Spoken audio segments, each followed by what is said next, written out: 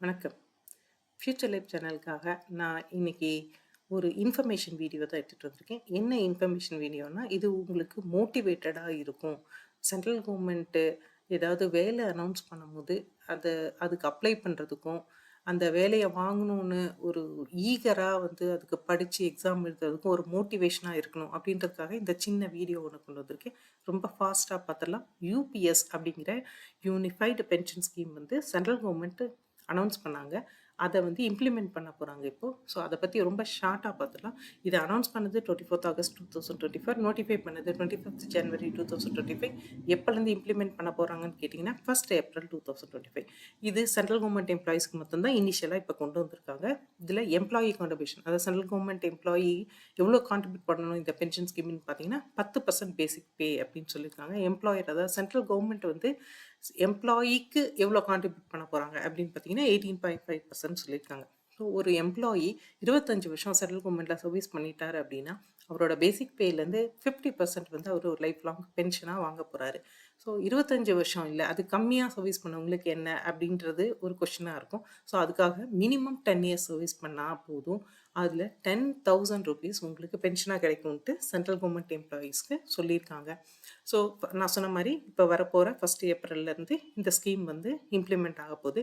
So 25 வருஷம் service பண்ண எம்ப்ளாயிக்கு pension கிடைக்கும். இன்கேஸ் ஏதாவது ஆக்சிடென்ட்ல அவரு இறந்துட்டாரு அப்படின்னா, அவங்களுக்கு எவ்வளோ கிடைக்கும் அப்படின்னா, அவர் இறந்துட்டாருன்னா, அவருக்கு பின்னாடி இருக்கிற அவரோட ஃபேமிலிக்கு அவரோட பேசிக் பேலேருந்து 60% பென்ஷனா கிடைக்கும். ஸோ இது எப்பலேருந்து யார் யாருக்கெல்லாம் கிடைக்கும் அப்படின்னு பார்த்தீங்கன்னா, 2004 அல்ல அதுக்கப்புறம் ரிட்டயர் ஆன எல்லாருக்கும், அதே மாரி என்பிஎஸ்ல என்ரோல் ஆன இவங்களுக்கும் சேர்த்து கிடைக்கும்னு சொல்லியிருக்காங்க. இல்ல எனக்கு என்பிஎஸ்ஸே எடுத்துக்கிறோம், இல்ல யுபிஎஸ்ஸே எடுத்துக்கிறோம் அப்படின்ற ஒரு ஆப்ஷனையும் குடுத்துருக்காங்க. இது எம்ப்ளாயியோட விருப்பம். அவர் என்பிஎஸ்லயும் இருந்துக்கலாம், இல்ல யுபிஎஸ்க்கும் மாறிக்கலாம். இல்ல யுபிஎஸ் அ மற்றும் போதும் அப்படின்னும் நீங்க எடுத்துக்கலாம். ஸோ இது மாதிரி ஒரு ஆப்ஷனையும் அவங்க குடுத்துருக்காங்க. அதே மாதிரி பார்த்தீங்கன்னா, ஏன் இத ஒரு வீடியோவா போடுறோம் அப்படின்னா, 1970s, 80s, 90ஸ்லலாம் பார்த்தீங்கன்னா, ஒரு அதில அப்ப வேலை செஞ்ச சென்ட்ரல் கவர்மெண்ட் எம்ப்ளாயீஸ்க்கு ஒரு ஓல்டு பென்ஷன் ஸ்கீம் ஒண்ணு இருந்தது. அத கம்பேர் பண்ணி நியூ பென்ஷன் ஸ்கீம் வந்தம்போது நெறைய டிஃபரன்ஸ் ஆஃப் ஒப்பீனியன் வந்துட்டு இருந்தது. ஸோ அந்த டிஃபரன்ஸ் ஆஃப் ஒப்பீனியன குறைக்கிறதுக்காக தான் இப்ப இந்த யுபிஎஸ்ன்னு ஒண்ணு கொண்டு வந்திருக்காங்க. ஸோ அது என்ன மாதிரியான டிஃபரன்ஸ் அப்படின்னு பார்த்தீங்கன்னா, ஓல்டு எம்ப்ளாயீஸ்க்கு அந்த ஸ்கீம்ல சேலரி டிடக்ஷன்னு எதுவுமே இருக்காது. அவங்க சேலரிலேருந்து எதுவும் டிடக்ட் பண்ண மாட்டாங்க பென்ஷனுக்காக. இந்த பென்ஷன் கவர்மெண்ட்டே அவங்களுடைய ட்ரெஷரியிலேருந்து அவங்க ரிட்டயர் ஆன அப்புறம் அவங்களுக்கு ஒரு பென்ஷன் லைஃப் லாங் குடுத்துட்டுருந்தாங்க. ஆனா என்பிஎஸ்ல என்ன பண்ணாங்க அப்படின்னா, சேலரியிலேருந்து ஒவ்வொரு மாசமும் 10% டிடக்ட் பண்ணிக்குவாங்க பென்ஷனுக்காக. அந்த 10%க்கு சென்ட்ரல் கவர்மெண்ட் 14% அவங்களுக்கு இன்வெஸ்ட் பண்ணுவாங்க. பேசிக் பேல 14% அவங்களுக்காக குடுப்பாங்க. இது 2யும் சேர்த்து தான் பென்ஷனா வரும் அப்படின்றத சொல்லியிருந்தாங்க. இப்ப யுபிஎஸ்ல என்ன பண்ணாங்க அப்படின்னா, எம்ப்ளாயி கண்டிப்பா கான்ட்ரிபியூட் பண்ணணும். அதே 10% தான். ஆனா சென்ட்ரல் கவர்மெண்ட் எவ்வளோ கான்ட்ரிபியூட் பண்ணுவாங்க பென்ஷனுக்குன்னா, 18.5%ன்னு இன்கிரீஸ் பண்ணி குடுத்துருக்காங்க. ஸோ ஓல்டு பென்ஷன் ஸ்கீம்ல எல்லாமே கவர்மெண்ட் ட்ரெஷரியிலருந்து தான் உங்களுக்கு பென்ஷனா ஒரு அமௌண்ட் வரும். ஸோ என்பிஎஸ்ல என்ன பண்ணாங்கன்னா, எம்ப்ளாயி கான்ட்ரிபியூஷன், அந்த எம்ப்ளாயி கான்ட்ரிபியூஷன நாங்க நெறைய ஸ்கீம்ல இன்வெஸ்ட் பண்ணுவோம். அதுல வர லாபத்திலருந்து தான் உங்களுக்கு பென்ஷன் அப்படின்னு சொல்லியிருந்தாங்க. ஸோ அத மாத்தி இப்ப யுபிஎஸ்ல எம்ப்ளாயி கான்ட்ரிபியூஷன் அப்படின்னு கொண்டு வந்திருக்காங்க. ஸோ பென்ஷன் எத்தன பெர்சன்டேஜ் அப்படின்னு பார்த்தீங்கன்னா, ஓல்டு பென்ஷன் ஸ்கீம்ல 50% பேசிக் பே பென்ஷனா குடுத்துட்டு இருந்தாங்க.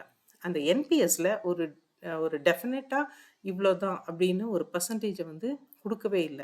அது ஒரு டிஃபரன்ஸ் ஆஃப் ஒப்பீனியனுக்கு ஒரு காரணமா இருந்தது. ஸோ இது யுபிஎஸ்ல என்னன்னா, அதே மறுபடியும் அதே 50% பேசிக் பே உங்களுக்கு பென்ஷனா கிடைக்கும்ன்றத உறுதியா சொல்லியிருக்காங்க.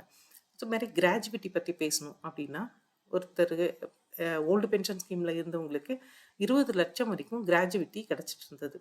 ஆனா என்பிஎஸ்ல கிராஜுவிட்டியே இல்லன்னு சொல்லிட்டாங்க. ஸோ அதுக்கு பதிலா இப்ப யுபிஎஸ்ல சேலரி பிளஸ் டிஏல 10ல 1 பங்கு கிராஜுவிட்டியா குடுக்கிறதா சொல்லியிருக்காங்க. இதுதான் இப்போ யுபிஎஸ், அதாவது யூனிஃபைடு பென்ஷன் ஸ்கீம்ல இருக்கிற ஃபியூச்சர்ஸ் கம்பேர் டு என்பிஎஸ், அதே மாரி ஓல்டு பென்ஷன் ஸ்கீம்.